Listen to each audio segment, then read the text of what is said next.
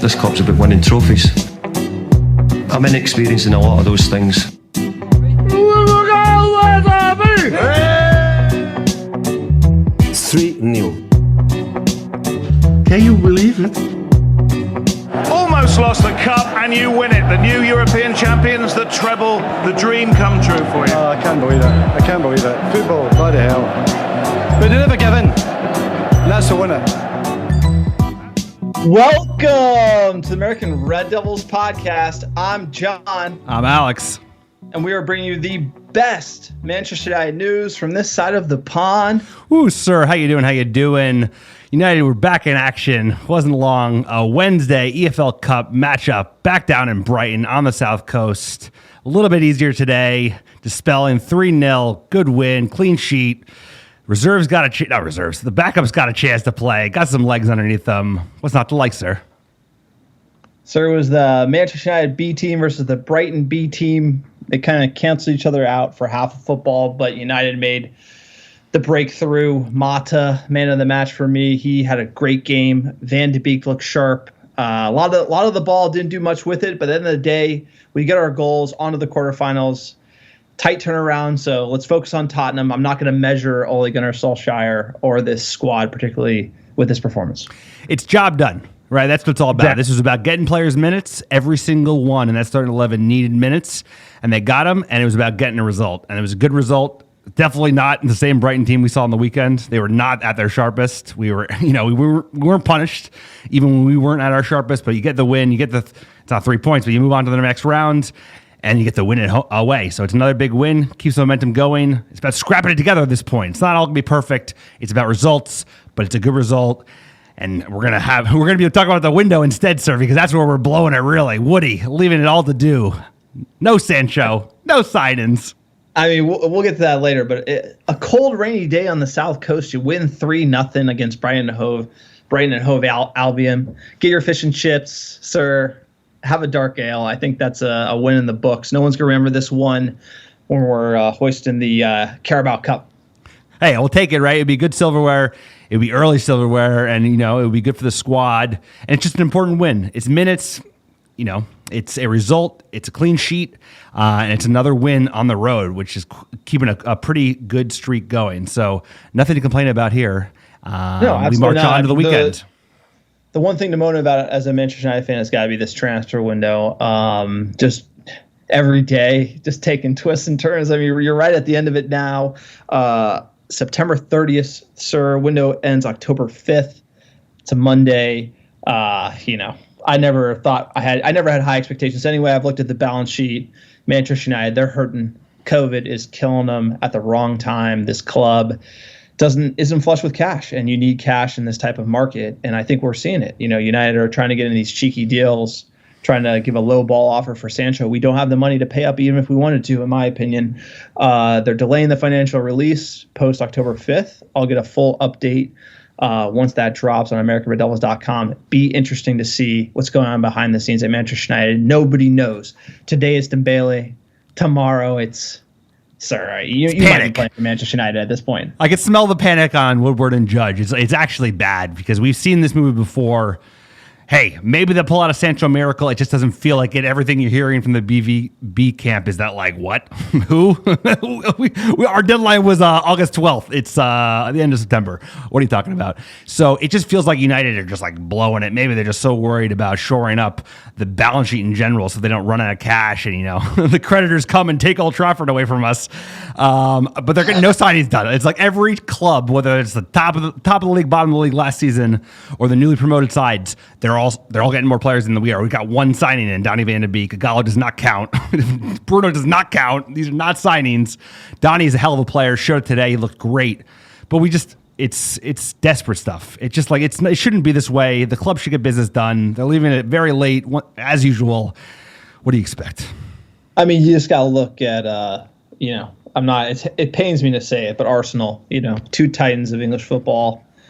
Back in the day, fallen both American ownership. Stan Kroenke, I actually worked for Kroenke Sports Enterprises back in the day, way back when as an intern.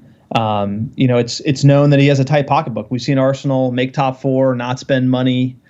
We're kind of going that way. I mean, this is the kind of blanket transfer window. Try to pull it together, maybe get a Falcao on loan, something like that. But it's not going to work. It's not going to win you titles, sir. I mean, if you want management to completely back this team, you need to be buying 4 or 5 players in this window. And if you're not doing that, you don't have your eyes on silverware. Not saying you need to spend to win, but this squad obviously needs reinforcements. It does, and it's just, it's not even that like, oh, we need cash. You need a desire. You need an interest in competing for silverware, right? Like they don't clearly want to take United to the top level. They don't want us to compete for titles, compete for doubles, trebles. They just bare minimum. Bare minimum is Champions League. They hit that. That's all they give a shit about.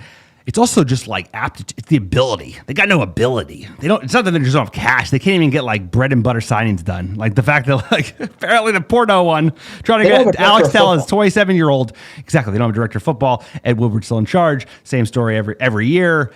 Dude, they offered $12 million. They're like they laughed at him. Like they didn't even respond. They wouldn't even have a meeting because it was such a lowball offer. Dude. You named Arsenal. You don't want to name our noisy neighbors, but every single club really, like whether it's Leeds or even Brighton, they're probably making more signings than we are at this moment. It's kind of just like a ridiculous shame. I mean, Gary Neville said it. He didn't call it the Glazers. He called it everyone else, but it's like, what are they doing? Sir, you can buy your Sack Woodward stickers at americanreddevils.com. We got the Glazers Out scarf on sale, the Avram Glazer clown nose t-shirt as well. All of our Glazers Out stuff. Bargain bin prices for the bargain bin transfer window. We talked about Ed Woodward 350 like summers ago, like a bunch of knobs early in the pod days. Now we know, just seasoned vets. We watched every game, broke it down, explained the ills away of this team. It's really all in the boardroom. I mean, I hate to say it. End of the day, Oleg, good for him. Got to win today, sir. Yeah, keep going. We can't iterate enough on this podcast. Hashtag Glazers Out. Hashtag Sack Woodward. They don't know what they're doing. Quick PSA for the podcast. American Red Devils, for fans, by fans. Check out our blog, Alex, editor-in-chief. We have some great fan-generated content. Have the player ratings up right now. Match preview, match recaps, and all the opinion in between, including the Manchester United finances when they come out. We have merch. You can click on store there, sir. Like I said, Glazers Out. We also have our new 2021 The Greatest of English Football. We won it all scarf. That's been a very popular item. Thank you for everyone who orders it. It goes a long way supporting the podcast, sir. Tell them about iTunes reviews. iTunes reviews, they go a long way. If you don't feel like picking up a scarf or you can't afford to become a Patreon member, it's free. It goes a long way. Give us a 5-star rating. Send us a screenshot and your address to americanreddevils@gmail.com. We will hook you up with not just one sticker, not just a badge sticker, but also a Woodward Out sticker, because that has to be known. We're going to try and be positive. We're going to talk about what we did well today, but we are certainly going to criticize the jugheads in charge. Sir, we were like spraying Sack Woodward stickers in every merch order, coming out of our own pocket. We just want to promote the sacking of Ed Woodward. We're giving away so many, we got to order more. All right. That is the PSA for the podcast. We kind of got into it. Brighton and Hove Albion 0, Manchester United 3 at the Amex on the South Coast. Rainy, cold day. Have a dark ale, sir. EFL Cup. What'd you make of that starting lineup? We had Dean Henderson in net. Delo at right back, coming from the death. Delo, apparently we were trying to feature him. Some people saying he's playing so that we can shop him. Bailly, Lindelof center back pairing. Williams at left back. McTominay, Fred midfield. Special Juan Mata on the right. Van de Beek in the hole. James on the left, sir. That's a new thing. And Igalo up top. What do you think here? You know what? When I saw this starting 11, I was very happy. Because I thought, look at the 11. This is not a must-win game for United. Every one of these players needs minutes. Even Bailly, Lindelof players that like consider starters, every single one needs minutes. This team should be good enough to beat a Brighton side. I have no problems with it. Sir, tell me your thoughts. I'd love to tell you my thoughts. Dean Henderson, seeing him in United, I still don't believe it when I see it. I mean, great keeper. That save he made today. So again, Dean Henderson, love to see him wearing Manchester United kit. Bailly, I think he played great as well. Solid, physical at the back. McTominay, Fred. I'm glad to see McTominay in there. Fred, I kind of want him to come good. I think he needs some more minutes, or we'll get to that as well. Van de Beek, he's a player. I think he's got to be in the A team. I think Ole's got to find a way to fit him in. Dan James, I really believe in him. I want to will him to do something, but man, I was kind of let down. Igalo, I would like to see a Rashford here because, I know Igalo needs the minutes, but I kind of think we need maybe Martial or Rashford to get some goals, or maybe Greenwood. Maybe put Greenwood at 9. Have a look at him there. I think Igalo to me just says, like, if you're going to play this front, like Van de Beek, James, and Mata, I just don't think you're going to get the best out of Igalo. I think he's kind of like a bring him on the 70th minute, hold it up. Yeah, I disagree, but Ole went with this one because I think you can bring those guys on. Bruno didn't even travel, but you can always bring on a Pogba, a Greenwood, or a Rashford, and these guys need minutes, and it's the EFL Cup, right? Carabao Cup. It's called Carabao Cup for a minute, for a reason. It's not to be taken that seriously. But when you look at Igalo starting, has he shown you in these 2 games that he's going to get some goals? I mean, to me, no. I mean, the way that we're playing up top or the way we're gelling up top, when I see him on the starting 11, I kind of concerns me. No, he's not scoring goals yet, but no one really has gotten off to a ripping start and is just banging in goals at this moment. We're going to need him, and we're going to need him to get his legs underneath him. So he looked better today than he looked the last time he featured, and hopefully the next time he features, he looks even better. What do you make of Lingard getting the drop? People are saying Lingard should have started. I think, we'll get to it. I thought Lingard could come in for Fred in the 30th minute because I think Fred had an abysmal game, unfortunately. He's a player there, but I'm just going to talk about his performance today. It was not great, and I would have maybe dropped Donny to play in the 2 with McTominay and play Lingard on the wing, Mata in the hole. Fred just did not have a great day. He just didn't. Look, what I take away from this lineup is always trying to get a lot of rotation, get players different levels of fitness. It's really preseason type of rotation here. And look, we won. I mean, that's what Ole's looking for. He's looking to get a lot of players' minutes, and then obviously getting on the next round, sir. So we jump into the match? Let's do it, because United did start with more of the ball. We did win after all. We can't forget that. We lacked the sharpness. There's no doubt about it. We lacked urgency and sharpness. And that rain, we have to mention, it was dumping down like when it was, a classic Manchester United evening. So the boys, they really should have felt at home. Took a Brighton evening, sir. A Brighton evening. A Brighton evening, a Manchester evening. What's the difference? Either way, the weather ain't great. Old English weather. Took a minute before we saw something really happening from United. 17th was the first real chance. It was a nice move. Mata to Williams. Great square pass for Igalo. Takes it around the keeper. Actually, it wasn't bad for him. It was just wide. It was the most threatening thing we've seen from Igalo this season. No, look, I kind of slated him a little bit, but, I just, for whatever reason, I'd rather him come on as a super sub in English Premier League games. Fair enough. And then 26th minute, other side of the pitch. Nice save from Dino after a little bit of lazy defending from the midfield. And then 29th minute, I just put an LOL because I don't know why. Fred shot from 40 yards out because he's been playing so well at that point and just took a pop from way out. 37th minute, Brighton go pretty close after some more suspect defending. It was Al Pastore on this one, unfortunately. And then, I don't know if we deserved it, but it's a great way to finish the half in the 43rd minute. It's going to be Mata. And it's a free header from McTominay into the back of the Brighton net. Very, very simple goal. Bad one for Brighton to concede. It's a good delivery by Mata, but it's a completely free header for Scott McTominay. And he put it away neatly into the corner of the Brighton net. What a goal from Scott McTominay. Good on him. Nice ball from Mata. We didn't really have a ton of clear-cut chances in this half, but when I saw it going, I was like, I hope he isn't offsides. He wasn't. Great goal. Good from Scott. He looked pumped. Scotty McSauce, he has goals in him. I love him getting it on the head. Mata with a nice cross. We needed this goal. Like you said, sometimes you got to play dirty away at a rainy night in Brighton. Wasn't pretty, but we got this goal going in half, up 1-0. What do you think Ole's saying to the lads? I think he's saying, you got to play better. I think the players who didn't have a great first half, he kind of gave them a little encouragement, hopefully, or the ones that needed a slate, kick in the boot, whatever it was. We did seem to come out with a little bit more urgency in the second half. I think the goal just gives you confidence. We weren't tight, but it gives you the advantage, and it's now just play smart, aim small, miss ball, and that's what they seem to do in the second half. Let's get into it. Brighton came out hot. Actually, they wanted to be the one to make a move and try and put the pressure on United by coming up with some big saves early. And then the 53rd minute, free kick from nice position. Fred takes a pop instead of Mata putting the ball in, which I thought was interesting. Not sure why that happened. It was really the first good chance of the second half. And then 67th minute, massive save from Dino after some carnival defending from the United side. Huge one. United, Dino basically keeping us with a 1-goal advantage because otherwise it could have been a nervy end to the game, sir. No, absolutely. This is unbelievable goal, cat-like stuff from Henderson. Reminds me of David De Gea in net. And he, again, up 1 goal, saves us that big moment. He comes with that big save. And then, you get a big save from your keeper. You get a bouncer. Something about that bounce. It's that keeper bounce in the 73rd minute.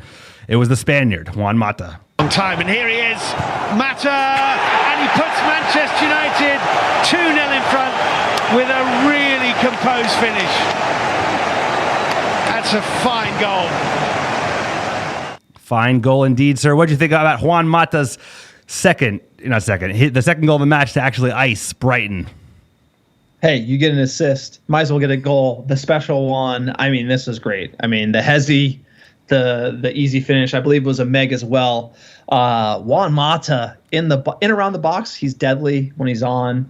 I think I called him Meat Pie Mata. How dare I, sir? Apologies, Juan Mata. And he's a great guy. How dare you? How could I ever make fun of Juan Mata? I did. I can't believe I did that. I want to apologize to all American Red Devils. I was wrong. Sir, from the bottom of my heart, I was wrong. He had that burst. He actually had like a burst of pace at one point in this match where he got pulled down by the defender. I think there was a yellow card. I think he heard you. I don't know if he's listening to this pod, but worry about that COVID belly. Hey, that's 2 for 2 on meat pies going into form. I know. So keep it up, sir. And also, you gave away that Pogba jersey. We saw some vintage Pogba today. Yep. I missed the double sub. And the 69th minute, right before the goal, Gallo and James came on for Rashford and Pogba. So my mistake. Right after that goal, maybe it was the players. It was probably the goal as well. But United started coming alive. Nice chance for Pogba in the air. He misses kind of a diving header. And then in the 80th minute, our boy Paul gets his goal. Pogba. Take that out.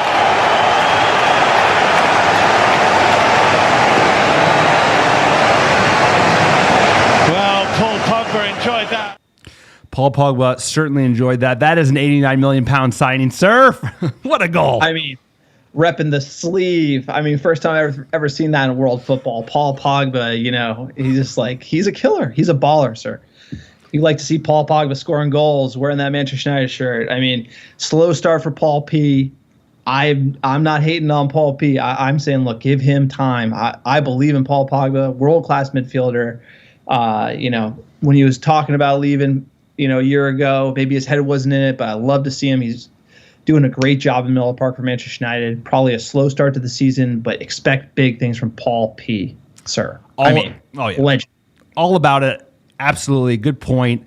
He had COVID like a month and a half ago. He had COVID. He's coming back from COVID. He had a slow start, but it's still very early in the season. This is exactly what he needed. He's showing his form. He was bodying off players today. He looked great. Put a goal in. This is the Paul Pogba I want to see. He's going to keep getting better. He also looked very excited, very happy at the end of the game. A lot of smiles. Looks like a player who wants to stay around. Sir, I purchased the jersey. Paul Pogba all of a sudden starts playing terribly. I give the jersey away. Paul Pogba is back. It starts with the little things. As a fan, you try to do what you can for the team. Get rid of the cursed jerseys. Sir, you're a real humanitarian. There's a James jersey out there. Probably need to give that one away. Anyone who picked up a Gala jersey in March needs to send that back for a minute. Anyway, he's going to come good. They all going to come good. In the 82nd minute, Lingard came on for Fred. 86th minute, Delo almost gets a goal after a nice flick from Donny. Got to give a shout out to Donny. He had a terrific game. Was all over the place. He just has a great IQ, knows how to link up well with Mata, is a smart player, and is someone who's going to be fighting for a first-team spot very soon. I don't think he came to Manchester United to play on the B team. That's all I got to say. Doesn't look like it. And last but not least, 87th minute, Lingard almost gets himself a goal after United were on the break. But so that was it. 3-0 against Brighton away, back down at the MX Stadium in the rain. Proceed past the 16th round of the EFL Cup. We're back in business in December. How you feeling? No, I mean, I think this is a great win for Manchester United. Look, tough first half. No one's gonna lie. I mean, it didn't snap together, but you can. Well, let's get that excuse factory open for business, sir. We need some more matches. We need some more time under our legs. teams got to gel. We got some new players. So, whatever it was, it takes some time. We get the goal. Hendo comes up with a save. We bring on the reinforcements. We do the business. On to Tottenham and the greatest troll in English football, Jose Mourinho. Absolutely right, sir. It's going to be a spicy one. Here's the max reaction. Possession. Manchester United actually had less. Brighton with 51. United with 49%. Shots. Brighton had more, 12. United's 10, but they only had 2 on target to United's 6. The edge was tie on quarter 2-2, and Brighton had more fouls to United 12-8. Manchester United's Carabao Cup win at Brighton and Hove Albion means we're now gone unbeaten in 16 away matches in all competitions. Our longest such run since 1999. Not bad. Pretty good year for Manchester United football. Paul Pogba scored his 33rd goal in all competitions for Manchester United, but tonight was his first goal from a direct free kick. It's been a minute, sir. Did he get the credit? It was a deflection. I wasn't sure if he got credit with the goal. I mean, when I had done the agenda, Sky and BBC had given him the goal, but they might. If it was Premier League, they're a little stricter. They're a little less strict in the EFL. If it was like a league goal, they might take it away from him. Obviously, this was the third away win in 8 days for Manchester United, and this was the third consecutive time Ole's team scored 3 goals, with 2 of them wins in the Juan Mata League Cup, which I thought was a fun name for it. Sir, Luton, Brighton, 3 away wins. I'll take it. I'll take it, right? I'll take it. I know, honestly, my complaints today are going to be saved exclusively for Ed Woodward and Matt Judge and the Glazers, because I can't fault Ole. Maybe a sub or 2 earlier, but at the end of the day, it was a good result. I get the 11 totally. You got good run out. A lot of exciting things to talk about. Bailly had a great game. Dino had a great game. Donny had a great game. Mata had a very strong game. Obviously, he was man of the match, but it was just like he still has a lot to offer. So positivity all around, baby. No, absolutely. On the EFL, the quarterfinals we played on the 21st of December. That's going to be a packed holiday picture. It's going to be awesome. Qualified teams so far: Tottenham Hotspur, Newcastle City, Manchester City, sir, Manchester United, Everton. Good to see some fireworks in the quarterfinals. It'd be a great fixture. Very excited about EFL Cup. Yeah, why not? We have enough players. We might as well go for it. Win a piece of silverware, because I think that's done in February. Give you a nice little boost into the season. So why not? Let's win it. No, yeah, it'd be great. It'd be absolutely great, sir. Should we move on to the man of the match poll? Absolutely. Tell us what the fans were thinking on man of the match. So here were the options for man of the match on our Twitter. It was either Mata, Pogba, Henderson, or McTominay, and it wasn't even close. Landslide. It's the Spaniard Juan Mata with 79% of the vote. And then Dino was second with 13%, then McTominay, and then Pogba. Shout out to Bailly. Also, he was a hell of a performance as well. Could have made the list. But, sir, who was your man of the match? Sir, I got to go with the special one, Juan Mata. I mean, doing a job. The assist, the goal. I think without a player like Mata stepping up in these matches, we wouldn't be talking about a win. I agree. It's that experience, it's that magic, that deft touch, and I think it was a difference maker. He was my pick as well for the man of the match, and the same for Chris from the American Red Devils blog, who gave him a 9 out of 10. Check out his write-up on the blog right now. We're doing match ratings for every game, just like we're doing write-ups for recaps and previews. It's all at americanreddevils.com. Sir, but what do we know? Should we hear what Ole Gunnar Solskjaer has to say? Absolutely. Congratulations. Is that a job well done? Yeah, well, we're through, so that's a job in the cup, and I think we deserved it in the end. First 20, 25 minutes, maybe half an hour, it was a game that didn't really look like getting any goals, but some quality moments from some of our players gave us the goals we needed. We had to defend well throughout the game in our shape. So very pleased. Hi, Neil. Hi, Ollie. Can I just ask 2 questions? No matter which team you play or what the opposition is, that's 3 goals in 3 consecutive games. That surely must build confidence within the group ahead of Sunday. Definitely. Of course, it's after a difficult start or a poor start, disappointing start, what you want to call it, against Palace. We've picked it up, had some good performances. The confidence comes, the sharpness comes, the fitness comes. We knew we had to hurry quickly, and not a classic performance, but scoring goals is always nice. But the foundation is, of course, a clean sheet. And also, there you go, sir. Ole, Mr. Nice Guy. What do you have to say about Ole's read on today's game? Not saying anything too controversial. Well, I mean, that's kind of glass half empty from Ole. He won by 3 goals, and he's saying that we couldn't play well. Maybe he's trying to convince the board. Maybe he's just trying to tell the lads, hey, you got to come out. You got to look better. I think that's something we need to change is our start. We have to start better. We need better tempo from the start, better passing, more intent in the final third. We lack that. It frustrates the fans, the Twitterverse. But is the Twitterverse ever going to be happy? I don't think so. I mean, even if we signed Sancho, some people are not going to be thrilled. But, he's not wrong. It was a good result. We didn't probably come out with enough gumption because this was not a great Brighton team. They let a lot of passes go wayward. They gave the ball away quite a bit. They weren't quite as sharp. Didn't have the starters in that they had over the weekend. So it's a good result, good minutes. We press up from here, but, the board's got to do their job back Ole because he looks stressed. He looks like he's aging a lot more than he was in the first couple of months of his tenure. No, absolutely. And the second greatest troll in English football, Sir Mopai, made it on the pitch. Brighton did look better after he came on, but he lost again, rubbing that crying celebration from that Panenka pen in his face once again. Sir, it felt great. You also had to play against Eric Bailly this week, and that changes the lineup a little bit in terms of who you're dealing with. I would not want to go against Eric Bailly. The tackles that he was just like raining down on players today was unbelievable. Love to see it. I just he has to stay healthy. I love those just like almost 2 foots coming in, just the whole body flying in on a wet pitch. I love it. It's like it's going. He wants to leave a mark. I like that intent in a center back, and he just got to stay healthy. Eric Bailly. Fingers crossed, because if he stays healthy, he's elite. He's an elite center back in the league, and we're like a much better team with him starting. But sir, I mean, we're talking Brighton away, I know. EFL Cup. I mean, it's pretty much preseason, right? We always got a next match. The next match, Manchester United versus Tottenham Hotspur.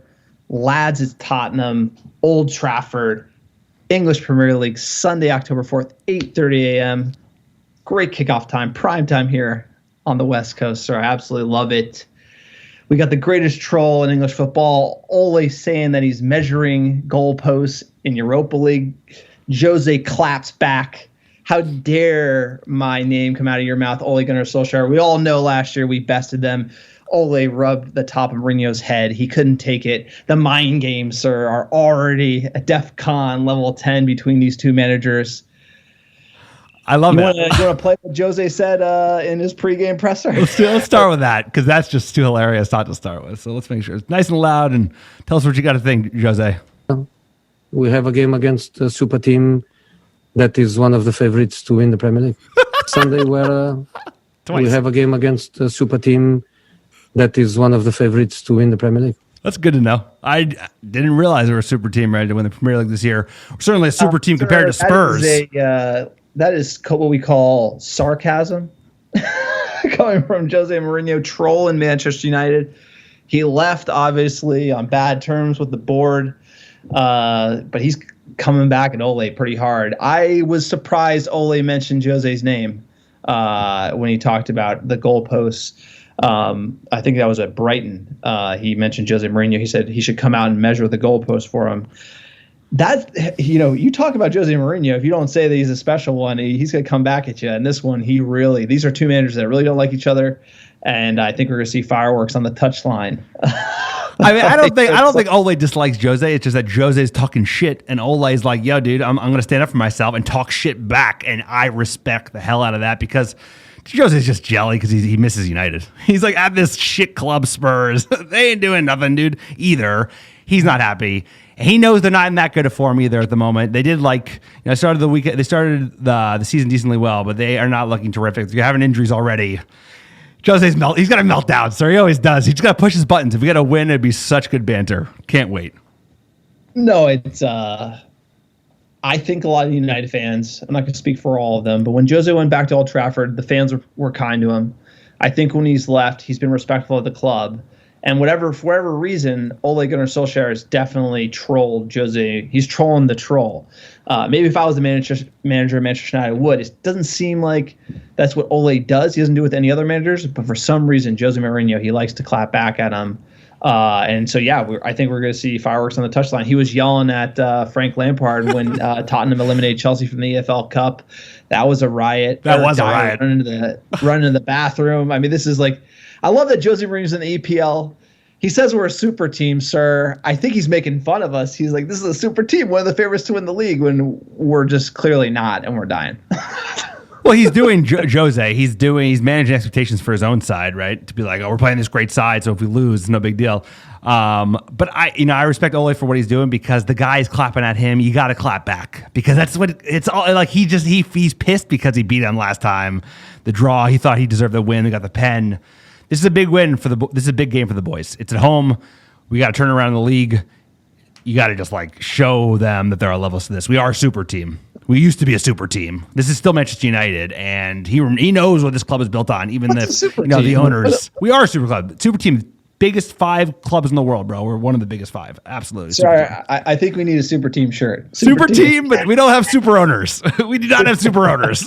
We have super team without super owners. Look, we could talk about Mourinho trolling us all day, but I thought that would be a funny clip. Him and Ole, and them talking smack. The narrative for me this game is shutting down the excuse factory. Excuse factory's closed for business, sir. We're pumping them out. These first 4 matches, you're going to say, okay, fitness is a thing, this and that. Now, Ole needs to field a starting 11 that will win the game. It's a results-based business. It's Tottenham, for Christ's sakes. I mean, it is a big match, but I mean, this is our first competitive match, and I think we've had enough matches where we can't really point to fitness, and we really need to be whooping Tottenham. And it concerns me a little bit that we looked that shaky against Brighton, not today, but at the weekend. And coming this Sunday, we better not be looking like that against a probably better team. They're, arguably a better team. It's a big match for us. So the excuse factory, we're going to take a break on Sunday, shut things down for the day. But either way, no excuses. It's a huge game. We got to get a result. It's like right before international break. It's a good time to win, because otherwise, between that and them just screwing up the transfer window, it's going to be way too much negativity over the international break for us to deal with. So I need at least a draw. I can't have Jose pipping us. Yeah, there's nothing like Manchester United Twitter after a bad transfer window and a loss during international breaks. I don't think I want to go there. I'm good. We've played Tottenham 196 times, if you can believe it. Manchester United have won 92, drawing 47, losing 52. Like I said, lads, it's Tottenham. Why are we worried? Gareth Bale won't be fit. Apparently, he is going to be on the bench for Spurs, which is great news, unless Mourinho's trolling us. Hard to say. We've won 2 of the past 5 matchups. They did batter us at home on an opening start to Premier League. I forget exactly what season that was. However, both wins were under Ole, and we drew them 1-1 in the first game after the restart.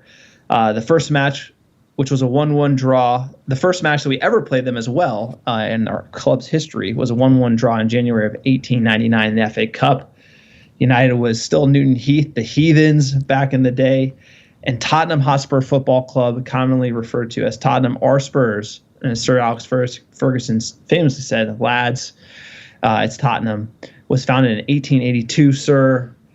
That goes back a long way. You have to appreciate the history of English football, because 1882 was when Jesse James was shot in the back of the head, sir, in St. Joseph, Missouri. Jesse James riding around outlaw. And Thomas Edison flips the switch to the first commercial electric power plant in the United States, sir. And he lighted 1 square mile of lower Manhattan. So people living in the dark playing for Tottenham Hotspur Football Club, that's how far back the history of English football is. It's great to read about the history, sir. We're going to be doing some Manchester United history as well. Tottenham, they won a couple trophies. In total, they won 2 league titles, 8 FA Cups, 4 League Cups. They've won a few Community Shields, don't really count that, and 1 European Cup Winners' Cups and 2 UEFA Cups. They haven't won the Champions League. They famously went to the final. Pochettino got fired after they lost the next season. Lads, it's Tottenham. They don't win anything. Why are we worried? Mourinho, he's floundering. We've watched it on Amazon Prime, sir. They don't have Dele Alli. He's partying in some club with COVID. I don't know. Sir, if it was a cup final, I would certainly not be worried. If I was playing Spurs in the cup final, I'd be as confident as they get. Haven't won anything since 2008, poor guys.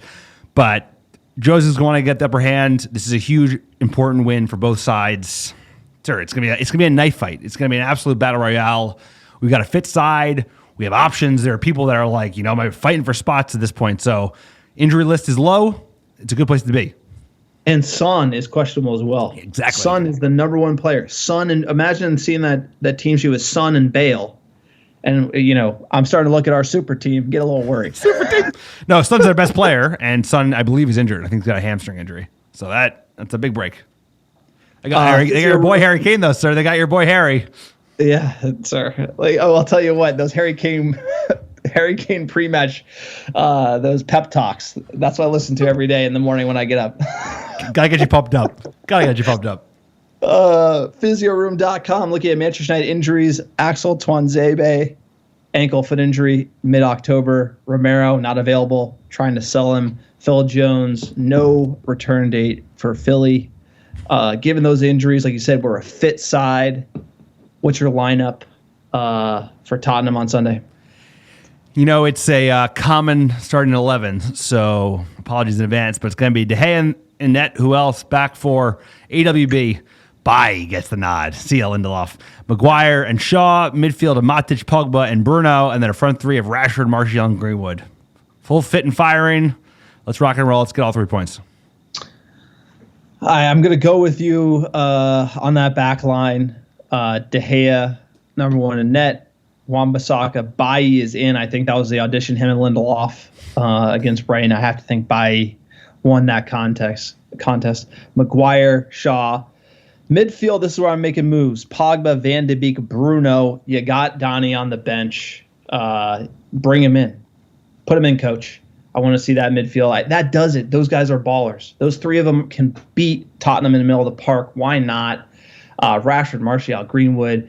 You're Manchester United. Show your cojones. Play an attacking team. Attack the hell out of Tottenham. This kind of sit back, counterattack stuff. Come on. Win the battle in the middle of the park. Van de Beek's a baller. He's got to play. Let's play him off the park, sir. I want to see Manchester United play Tottenham off the park. I want a convincing win. I want grit. I want Manchester United to do the business, sir. 3 points. He is a baller. Donny Van de Beek, there's no doubt about that. He's going to be a really good, he already is a good United player. I like that idea. I like the starting 11. Matic, especially, you don't necessarily need him quite as much if they don't have Son or Bale. Those two being out, I don't think they're as dangerous of a team. But, Matic is always solid to have either way. It's going to be one of the two, sir. It's like all in, baby. Let's go. That's basically it. No defense. Offense is the new defense. I'll score 6. That Sir Alex Ferguson. I'll score 5. You score 3. Don't worry about it. We're going to win. Booking the bookies.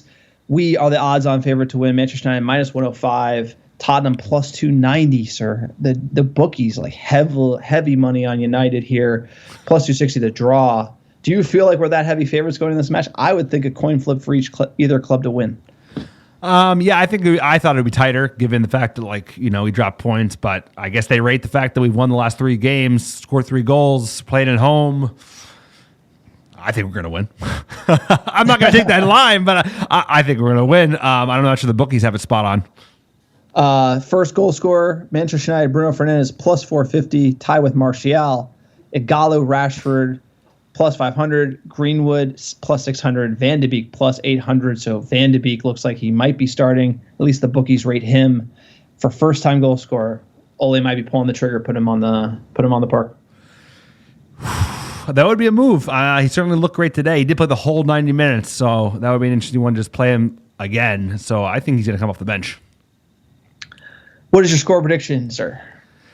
Ooh, I think it's going to be a tight one at the beginning, but I think we open it up second half 3-1 United. You took my score. You didn't write it down, though, so it's not written down. Score in your head. All right, I'll do 3-2. It's going to be a crazy barn burner match. It'll probably be like 1-0 Tottenham or something like that, but I'm going to say 3-2. Love it. A thriller. I hope we do it. I hope we do the deed, get 3 points. It would be a much nicer international break to just have that positivity. All right, sir. United in the news. We have some transfer muppetry to bring down. Jadon Sancho, £91.3 million bid rejected by Borussia Dortmund per Sky Sports. Ed Woodward waits all summer, telegraphs it last week. Hey, Dortmund, you hear that? Chugga, choo-choo. The take it or leave it bid from Eddie Woodward, sending it snail mail to Borussia Dortmund, and they swat it away before it even gets on their desk. They say, who are you? What are you doing here? We told you it's 120 and had to be before August the 12th. So, Ed Woodward, you muppet, what do you make of this nonsense that Manchester United are coming up with here? I mean, if it's all part of the plan, we're just going to pay full price in a couple of days, then that's one thing. But if this is, I think we're in desperation mode. I think they know that Dortmund have blinked. We blinked. The Dortmund's like, we're not going to pay lower than. And United's like, oh, we're not going to pay full price because we don't have the cash. Now they're just like trying to get a deal. Dude, I think Sancho's done. Dead deal. It's not going to happen this window. We're going after Dembele, bro. It's like, I don't think Sancho's happening. We don't have the cash. You're right. We don't have the cash. I've heard mixed rumors about installments, but who knows what they're hearing, just checking in with like pretty much the truth, aka Fabrizio Romano. Everyone knows him on Twitter, but just going by his book, sir. Yesterday, he tweets out, during last contacts, Borussia Dortmund told again to Manchester United they won't accept any bid less than 120 million euros for Jadon Sancho. It's still the same position. United are ready to bid around 90 million, but Dortmund told them pound sand, sir. That is from the source himself. After that, probably talking to Manchester United, he says United are also considering other options. As reported, Sancho is the number one target, just like Bruno was last summer. Dembele from Barcelona, Manchester United would consider a loan deal. This is the backup, sir. The bargain bin, Dembele, Barcelona. I mean, what is going on right now? Woodward leaving it late, no strategy. Why do you even want to consider Dembele? Why don't you just pay up and get Jadon Sancho? I prefer center backs. I prefer left back cover. But it seems to me if you're going to do a player, and if Manchester United and Woodward and Judge have got their head around getting a right winger for Ole Gunnar Solskjaer, which clearly they're trying to do, pay up and get Jadon Sancho. There's no point in getting injury-prone Dembele. Well, there is, because you said it multiple times, sir. You said like they can't afford transfer fees, but they can afford wages. And what is Dembele? He's a shit ton of wages, and is like you're getting a player who's injury prone. He didn't want to He didn't want to leave his club on loan in June. Now he's basically been shown that like Koeman doesn't want him around. It's just, I don't know. It just smells like a bad deal for us. And what do you expect? I mean, I can see this happening totally. The thing is, I could also see us like trying to last minute to get Sancho done, and then us going to the domestic market and maybe buying a player, maybe buying a championship player, sir. Maybe buying Cantwell finally. All I got to say is if you look at what's been reported in the press and by Fabrizio Romano, does Manchester United, do they even want to sign Sancho, right? It's like, are they, I think Dortmund's pretty clear. Everyone thinks it's poker. They have Sancho dead to rights. I'm sure Sancho wants to go to United. And I got a feel for Jadon Sancho here. Because at the end of the day, like Jadon Sancho on Manchester United, it would be great, sir. He would be happy. We would be happy. I think there'd be a buzz about the team. I think it's what we need, similar to what happened with Bruno. I think it's, it just helps build the team for the future. Clearly, we're not going to win anything if we have Lindelof at the back, but we can always shore that up next season, or even in January, we can consider making moves.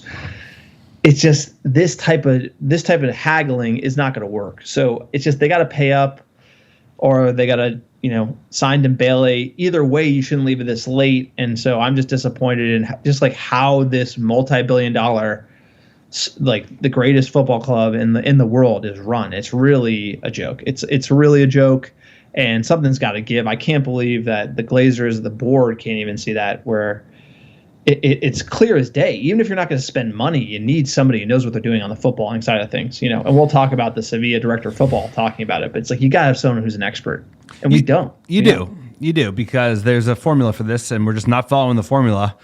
And especially like, dude, if it's not their deadline, we should have our own deadline, because a normal, reasonable, smart club would say, like, we're going to give ourselves until X date, and to get Jadon Sancho in this summer, we're going to do our best offer and get that deal done, or we're going to give ourselves enough time to find another player. And instead, he used the end of the window as some kind of leverage to Dortmund to think he could force their hand, and that is a very, very risky move. And that's like, that's what he's going for. He's assuming like some cash better than no cash, but he's Jadon Sancho. He's 20 years old. And like, from what people tell us, he's a pretty good player. Some say world class. I think that the dynamic would change. And one thing we should talk about, which happened today, and Fabrizio Romano tweeted it out, quote, Borussia Dortmund deny again any transfers related to Jadon Sancho's absence. Dortmund are still convinced Sancho is going to stay. They won't accept any £90 million bid or £110 million bid from Manchester United. Clearly, they're rebuffing them. Price will not change on final days of the window. Pay $120 million or pound sand. Dortmund reiterating that, and apparently Sancho didn't travel. He's sick. A lot of people are speculating, is that something? I think he might be, Sancho behind the scenes might be wanting to force a move here, and United just got to pay up. This is, people want to call it poker, but Dortmund's playing like they got a royal flush, and they do. They got Jadon Sancho on a 3-year contract, so United's got to pay up. Yeah, they got all the leverage, and we just got to do. What gives me some hope is that, like, there's a deal there to be done. Their deadline is not there. If Fabrizio's saying all they do is pay full bucket, then it's just United just like tripping over themselves because they can't get a deal done. And we're just leaving it late, because when Sancho or we refuse to pay up, then where are we going to go else? We're going to be stuck not being able to buy another talent throughout Europe, and we're going to have to look in the UK, and that just limits our options. All of a sudden, we have to buy a David Brooks for £40 million because we don't have any other options. Sir, do we sign Jadon Sancho? Does Manchester United get it done? No, I don't see it. Something tells me that Jadon Sancho wants to come to United, and I'd be surprised if that didn't make Dortmund budge a little bit. But given they're playing hardball, you're right. I don't think United's going to pay that type of money in this environment. I think they're probably just too far apart. I think they're just too far apart in the negotiation process. I wish that wasn't the case. I wish Dortmund may have budged a little bit because Sancho wants the deal. They're playing hardball, so good on Dortmund. They don't need to sell. Next article, we just talked about a little bit. Fabrizio Romano again. Dembele is the alternative, the bargain bin, sir. When you're Ed Woodward, you usually slip on the banana peel.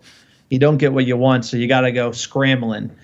Dembele, we can talk smack about him all day. He's injured all the time, yada, yada, yada. But imagine what Dembele, the poor man's Dembele is, sir. Who's that? He's David Brooks. Because guess what? He's coming to Manchester United. No, he's like, I don't remember his first name, Sar from Watford, who's like a poor man Sancho. That's right. You get Sancho, then you get the poor man Sancho, Dembele. I don't even know if you could call Dembele the poor man Sancho. Yeah. And then you go down the list, sir, and then it's the last day that we were calling up clubs in China. It's like a domestic. Then you get a Sancho, or you get a poor man Sancho, and then you get the English poor man Sancho, and then you get the championship English poor man Sancho. It's like then you get China. Then you get the Chinese window closes on the 5th. They all close on the 5th, other than the domestic window, where you get an extra couple 10 days or 2 weeks. Yeah. I think we're gonna be stuck trying to get a deal done with either. Probably not a league side. Yeah, I think Cantwell or Sarr. It's not gonna be Sancho, and I doubt you give him number 7. Put it that way. It's gonna be such a disappointing transfer that they don't even give him the number 7, because it's like we can't put the pressure on him. And that's something that's a really good point, is that we haven't really talked about the domestic window. I think Ed Woodward knows that that's a backstop, but again, everyone in England's gonna screw United, so it's not like he's gonna get any deals there either. So Ed Woodward just gotta get something done related to Dembele. He originally signed for Barcelona for 105 million euros plus 40 million add-ons. A huge money deal, sir. His buyout clause was 400 million. Again, came from Dortmund. He's missed 80 games since he joined in 17-18, or since the 17-18 season in Barcelona. He's most recently been out since February with a hamstring injury. I watched the highlights. He looks good. He's a player, but can he stay healthy? And do you want to take a chance on him? So all these type of loan deals for these guys with injuries and just form issues haven't come out in the past. I'd love to see him come into United and do a great job. The one silver lining I can see is the French connection. He's got Pogba and Martial. Maybe they gel. Maybe those three are just like become boys and it just like works out and it clicks.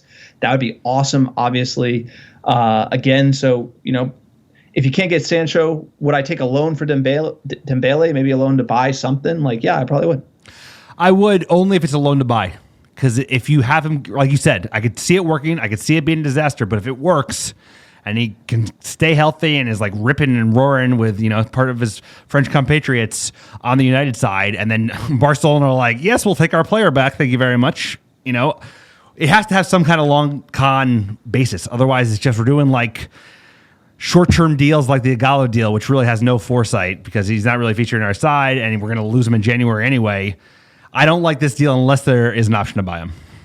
No, absolutely. And speaking of option to buy, Andres Pereira is headed to Lazio. Lazio, complete a loan move.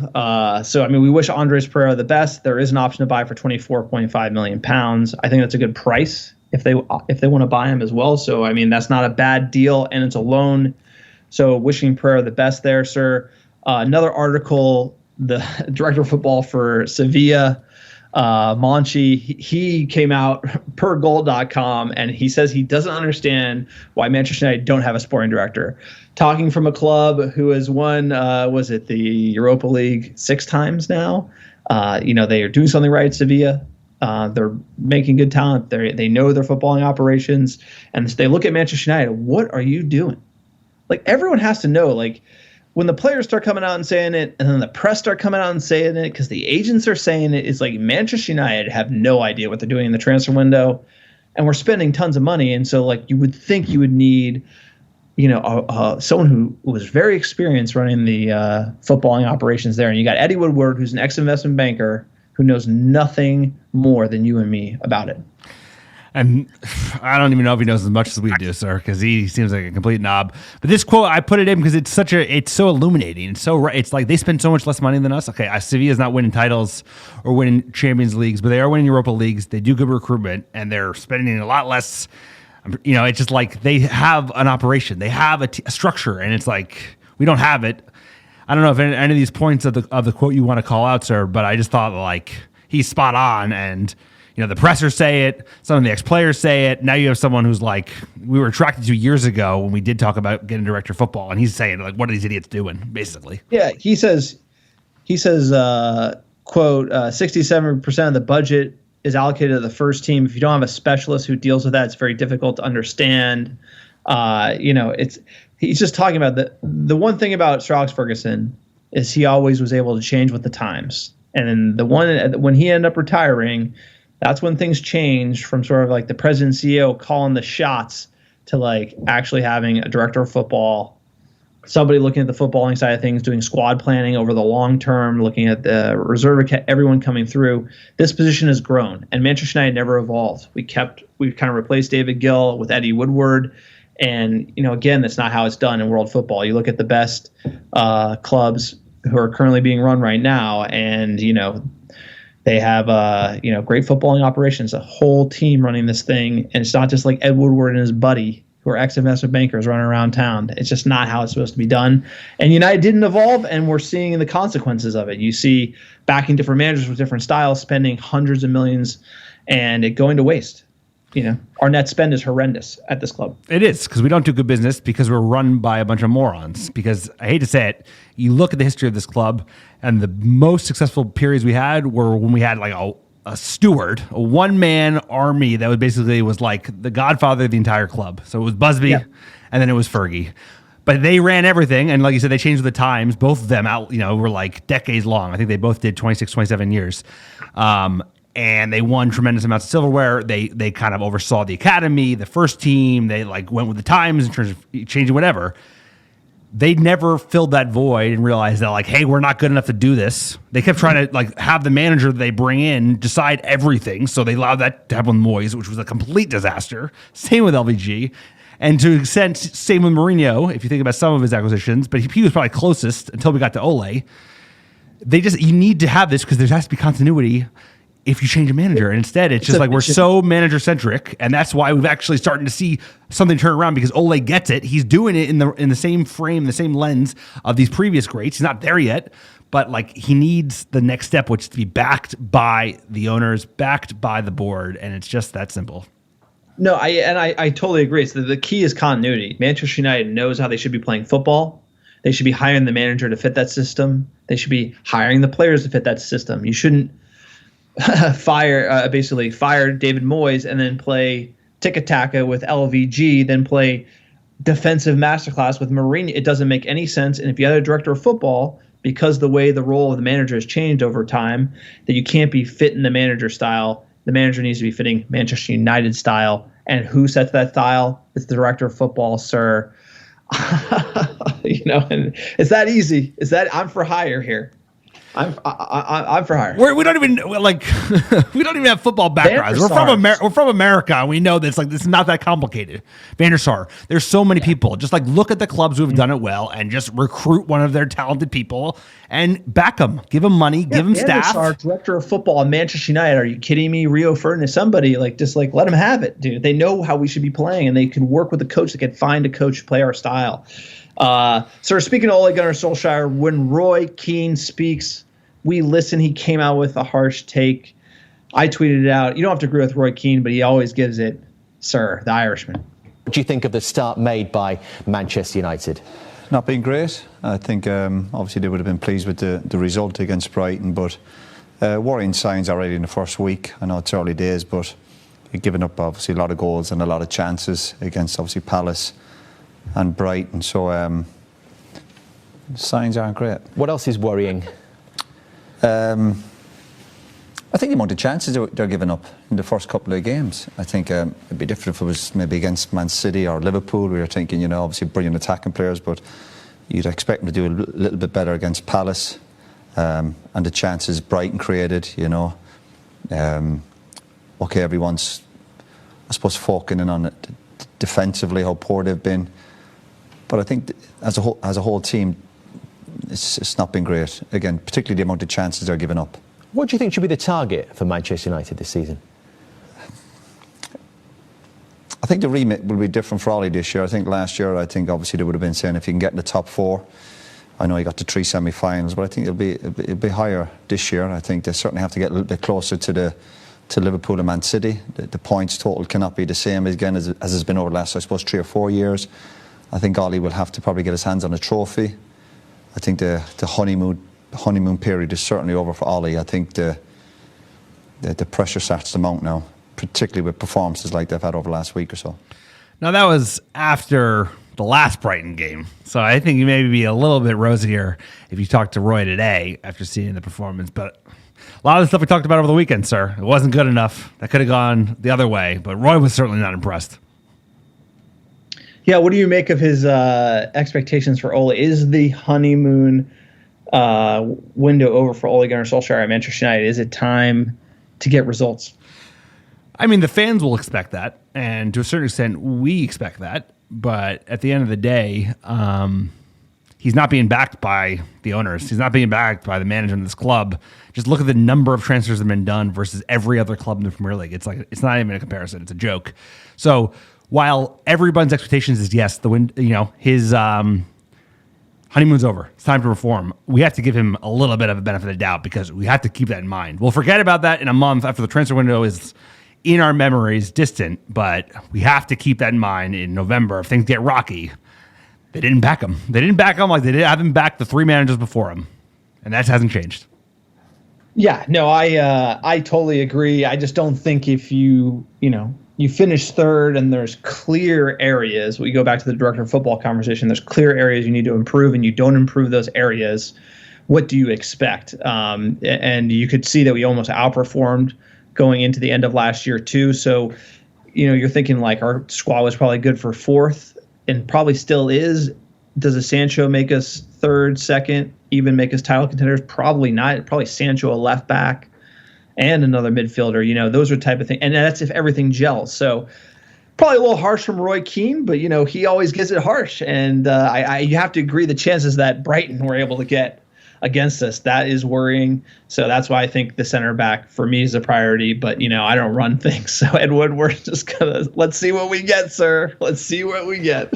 We will see. We'll keep you posted all the way. Should we see what the fans have to say about today's pod, today's game? Absolutely. Jump into the fan questions at Burkett Mets on Twitter. Somebody say mentality. Day and night from the weekend to tonight. Need that kind of energy in the first team, and we're going to win a lot of football matches. Sir, that's the one thing we need. I mean, we got to come out like full energy, start right, have the right mentality. I mean, that's why it's so important to have squad depth, because you want to be able to bring it every game. Shouldn't be an excuse now. They are getting up to fitness. It was good to see a little bit higher octane, and more. Every week, every game should get a little bit better. You have to remember, this is basically preseason. We are putting together results while we get up to form, and it's a unique season. So let's just make the most of it. Sir, you know why we listen to Roy Keane? It keeps us honest. Because he's a killer. Yeah, that's true. He went on that pitch to kill or be killed. He was elite. He was elite. He was an elite mentality. He was a winner through and through. He was united through and through. He was die hard. They don't make him like Roy Keane really anymore. I mean, even still, sir, he's like a legend. McTominay, he put it all on the line. Bailly put it all on the line. Hendo, Fred, James. Donnie did. I just think maybe it's the grit. Maybe we just need to be a little gritty. I like to bully teams a little more, have some more physicality, and I think that is mentality, right? I think the reason Mata shows up in these types of games is mentality, sir. He's got that experience. He might not have those legs. He's got that IQ, sir. At you, Bosun on Twitter, clean sheet and in full control. Bailly and Hendo, man of the match contenders for me. Good day in the office for everyone except James. He should be sent on loan. Also, Matt Judge needs to go. Cheers, guys. Matt Judge certainly needs to go. I think we would be... I don't even like selling the low. I think, a smart club would be at least loaning him. But Dan James, I do not think we should sell Dan James, even if we get Sancho. Loan him, or keep him around. We have games. He's young, and he's got a lot of pace. He's got legs in him. At Roland Deep, 1995, solid win. Happy to go to the next round. Labored a little bit in the first half, but it was our second string team, so I guess that's okay. Rashi, Pogba, Van de Beek, and Matapopa show in the second half. Also, shout out to Dino. # Glory Man United. # Carabao Cup. # Carabao Cup. How about Dino? Just a huge performance today. It's great. We appreciated Romero for cup games. Dino, he's not going to want to just be a cup keeper, but he is. Looks good in red. It's great to see him finally in a Manchester United kit, in red. Good for him. At B Costello Books, loved McTominay today. Bailly and Van de Beek must start versus Spurs. I agree, sir. What do you think? Bailly is more important for me than Donnie. Love to see Donnie feature. He's a starter. What? He's a starter, sir. No, Bailly has to be a starter. Matic is still a solid player. Done in the league. Done it against done it against Jose, bro. And that's why you start Matic, because he knows Jose. And Jose knows you play Matic, bro. Because he's a great player. He signed him for a reason. Donnie, we trust. I'd bring him in all day. Pogba starts tiring, right? His legs get tired. You bring in Donnie, and he comes in and shores it up. But Matic with Bailly, bro, that's what I'm talking about. At I Note It All on Twitter, quote, need more Mata and Bailly and way less James and Lindelof. What do you think, Dan James? You think it's a loan for him? I would think so. I mean, there's a reason a lot of other clubs are interested in him. He's young. He's got loads of pace, which I do think is an unbelievable asset in the Premier League. It is you put it on a Dan James in 75th minute with some players that can cut through the lines. That's valuable. He'll work on his square passing. He'll get better at shooting and finishing. I think it would be a stupid player to give up. At Jur_Young93, quote, Dino looks like a world-class goalie. Mata looks re-energized this year. Gallo FC looks out of shape. Meet Pie at Gallo FC, ? Donnie is showing why we bought him. And out of position of B-dubs is still really good. Bailly should be paired up with Harry against Spurs. Loan James to Leeds. I mean, I think that I agree with all that. I mean, I would be for that because he would get minutes. I still think we're probably going to need him. So I'm not sure we're going to be able to loan anyone. We have only made one acquisition this summer. But a lot of positives to talk about. Bailly, got to be a starter if he can stay healthy. But you're going to start him against Spurs because that's the next biggest game. It's must win. Got to win it.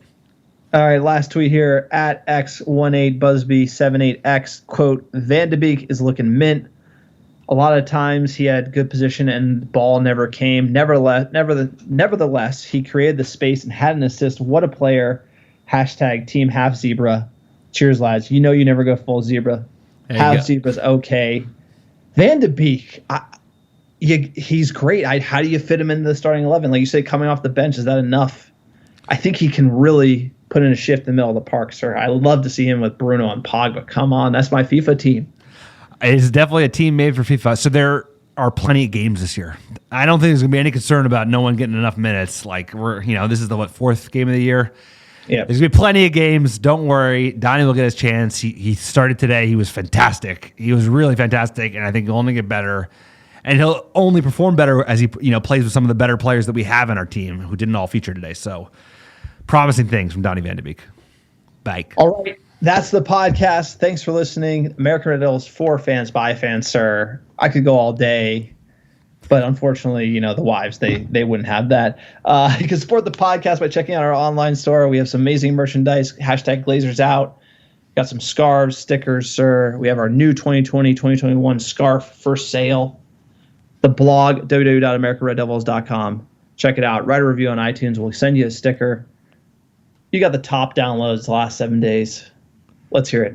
Whole list, top to bottom. Here we go. Number 1, how you doing? It's a Freedom Forward list this week. Coppell, Texas. Number 2, Silver Spring, Maryland. Number 3, Wakanda, Illinois.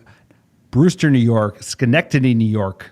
Pittsburgh, PA. San Francisco, California. Number 8, Indianola, Iowa. Lee Summit, Missouri. And last but not least, Frankston, Australia. Thank you, everybody who listens in, week out. Down under. Appreciate you down there as well. Thank you to all the American Red Devils, Manchester United fans around the world who listen in, support us. Sir, I know you can go for another 2 hours. There's always something to talk about Manchester United. I'll tell you, sir, this Tottenham match, it's going to be a great match. We need to win, but as a fan, getting that generous kickoff time here on the West Coast, top team, 2 managers trolling each other. The storylines write themselves. I can't wait. Lads, it's Tottenham. Let's beat them up bad. Beat them up, sir. At Old T, son. Can't wait. It's going to be great. Let's take the smile right off Jose's face. That would be a sweet thing. Propel the team into the international break, get the win underneath our wings, and get us geared up for a massive October. As always, sir. Kicking a blue. The